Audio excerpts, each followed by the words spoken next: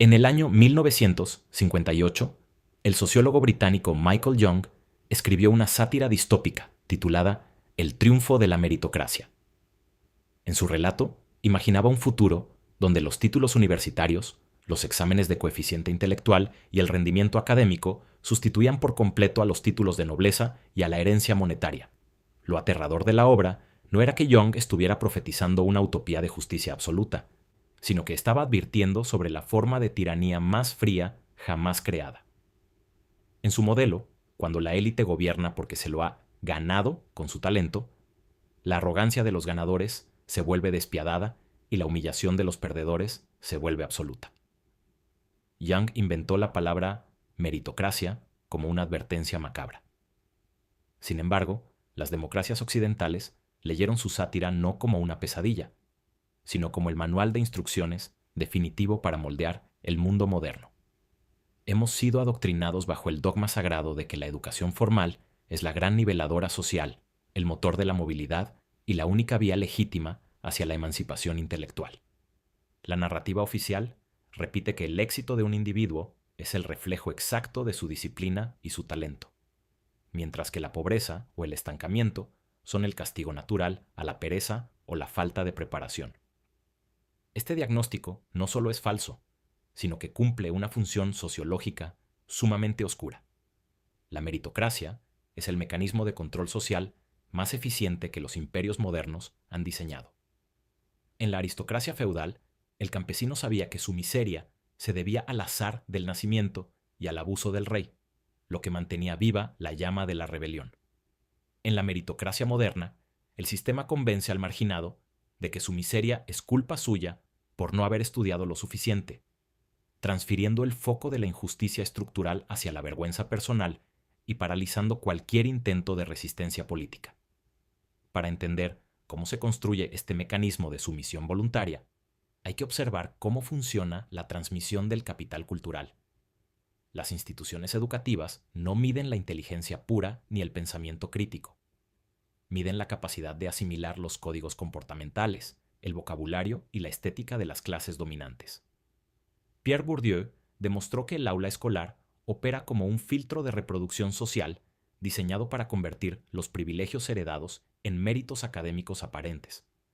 El hijo de un profesional senior no llega a la universidad con más éxito simplemente porque trabaje más duro, sino porque desde los 3 años absorbió en su mesa familiar las inflexiones de voz, las referencias culturales y los sesgos lingüísticos que el examen estatal premiará como aptitud natural. El sistema toma un privilegio de cuna, le pone un sello oficial con una nota alta y le dice al mundo que eso es justicia. Lejos de fomentar la independencia mental, el paso prolongado por el sistema educativo superior suele anestesiar la capacidad de cuestionar las premisas del poder. Bryan Caplan expone en sus investigaciones sobre la economía de la educación que la mayor parte del valor de un título universitario no radica en las habilidades reales adquiridas, sino en lo que los economistas llaman señalización. Un diploma le demuestra al mercado laboral que el individuo es capaz de permanecer sentado durante años, acatar instrucciones complejas sin protestar, memorizar dogmas temporales y cumplir con plazos arbitrarios sin romper el orden. La educación masiva no produce mentes libres, produce obedientes sofisticados. Es por esto que los sectores altamente acreditados suelen ser, paradójicamente, los más homogéneos e inflexibles en sus posturas ideológicas.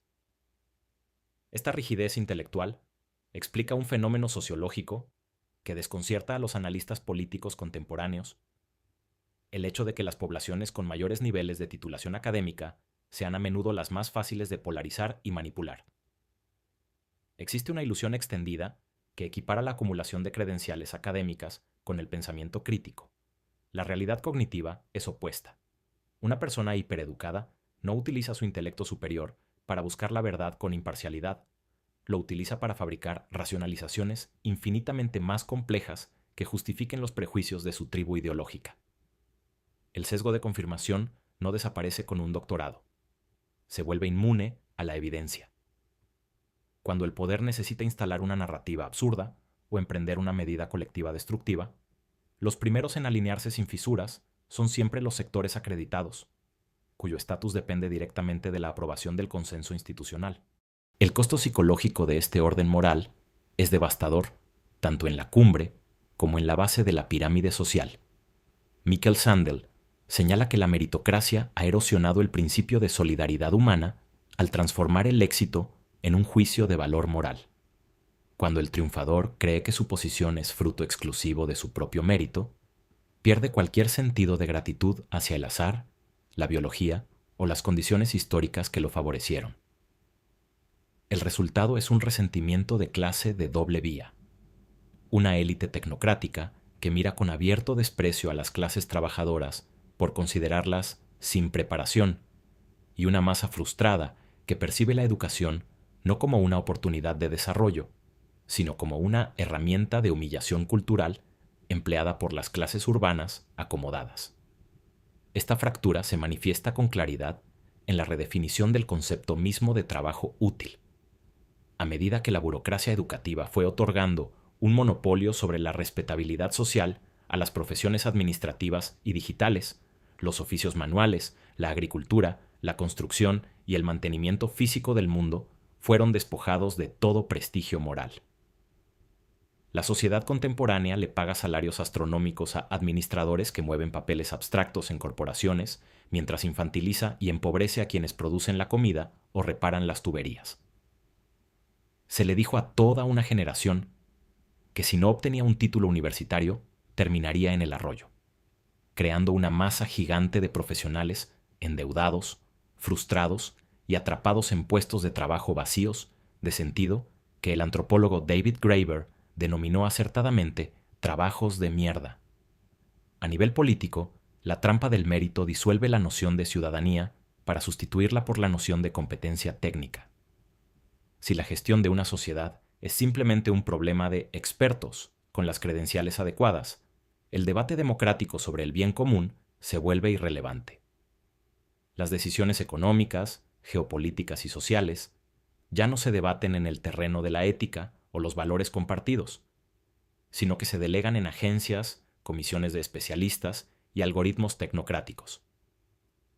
Al ciudadano común se le expulsa de la toma de decisiones bajo la premisa de que no entiende la complejidad del asunto, reduciendo la política a un ejercicio de administración donde la única opción permitida es elegir cuál grupo de tecnócratas gestionará la escasez. Incluso los movimientos de reforma social que prometen democratizar el acceso a la educación terminan reforzando la misma estructura que pretenden combatir. Cuando un gobierno presume de haber aumentado el porcentaje de jóvenes con acceso a la universidad sin alterar las dinámicas de fondo del mercado ni la distribución de la riqueza real, lo único que logra es devaluar las credenciales académicas. Es la inflación del título. Lo que antes se lograba con un diploma secundario, ahora requiere una licenciatura y 2 maestrías, elevando el costo de entrada a la vida adulta y obligando a los jóvenes a competir durante años en una carrera de ratas donde la meta se desplaza continuamente hacia adelante. La competencia no libera, agota. El diseño del sistema educativo prusiano del siglo XIX, que sirvió de plano estructural para las escuelas modernas del mundo entero, no fue concebido para formar científicos independientes ni filósofos radicales. Fue financiado por el Estado militarizado de Federico el Grande para garantizar 2 objetivos específicos: soldados disciplinados que obedecieran órdenes en el campo de batalla sin dudar, y obreros puntuales para las fábricas de la revolución industrial. Las filas de escritorios, los timbres que dividen las horas, la prohibición de hablar sin permiso y la evaluación cuantitativa estandarizada son residuos biopolíticos de esa arquitectura militar. Cambiamos el uniforme militar por el traje corporativo, pero el software subyacente sigue exigiendo exactamente el mismo producto: adaptación pasiva disfrazada de rendimiento individual. Aceptar que la educación formal y el mérito son instrumentos de jerarquización social genera un colapso en la narrativa de superación que sostiene la vida de millones de personas. Significa admitir que la carrera en la que nos inscribimos desde niños no tiene como premio la libertad, sino el derecho a elegir la jaula. Implica comprender que el desprecio que sentimos hacia los supuestamente incultos no es un indicador de nuestro refinamiento intelectual, sino la prueba definitiva de lo bien adoctrinados que fuimos por el sistema para defender sus privilegios. Nos encontramos atrapados en un laberinto donde el único éxito reconocido es escalar hacia la cima de una pirámide que requiere, para mantenerse en pie, que la inmensa mayoría permanezca en la base creyendo que su caída fue justa. La trampa perfecta no es la que encierra el cuerpo con barrotes de hierro, sino la que convence a la mente de que los barrotes fueron construidos por su propia falta de talento. En el examen final de la meritocracia, la única nota que le importa al sistema es que sigas corriendo en la rueda, convencido de que la culpa de no volar es únicamente de tus alas. El verdadero peligro de este modelo no es que falle, sino que funcione con una precisión matemática insoportable. En una pequeña celda de la prisión de Turi, en 1926, el régimen fascista italiano ordenó el encarcelamiento del filósofo Antonio Gramsci. El fiscal del juicio pronunció una frase célebre que resumía el terror del poder ante el intelecto no cooptado. Debemos impedir que este cerebro funcione durante 20 años. El sistema contemporáneo ha aprendido una lección mucho más sofisticada que la de los jueces fascistas del siglo pasado. Ya no necesita encarcelar cerebros ni prohibir libros. Le resulta infinitamente más barato comprar el intelecto con títulos de cartón, colgarles un diploma en la pared y dejar que los propios académicos se encarguen de encarcelar el pensamiento de los demás.